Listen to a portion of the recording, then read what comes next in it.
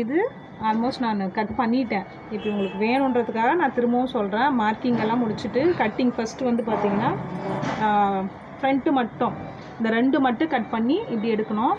Next இதை ஸ்ட்ரைட்டாக நான் கட் பண்ணி எடுத்துட்டு இங்கே வரும்போது என்ன பண்ணணும்னா 4 கட் பண்ணி எடுக்கணும்.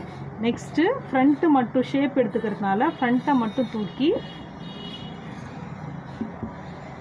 நல்லா டீப் ஷேப் கொடுத்து இந்த டிஃப்ரென்ஸ் தெரியணும். நெக்ஸ்ட் என்ன பண்ணுறேன், ஃப்ரண்ட்டில் மட்டும் தான் நான் மார்க் பண்ணியிருக்கோம் கழுத்து. அப்போது ஃப்ரண்ட்டு மட்டும் தான் 2 மட்டும் தான் தூக்கியிருக்கேன்.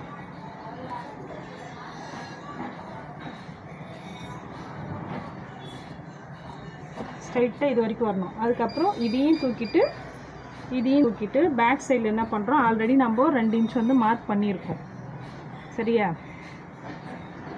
இங்கே தான் நம்ம தையல் மடித்து அடிக்கணுன்றதுக்காக ஒரு நாச் போடுறேன். நெக்ஸ்ட்டு அது ஸ்ட்ரைட்டாக இங்கே மார்க் பண்ணிவிட்டு 2ஆக மடித்து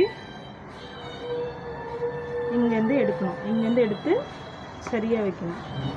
வச்சு அப்படியே இதை வந்து ரவுண்ட் ஷேப்பு கொடுத்துடணும். அவ்வளோதான் முடிஞ்சது.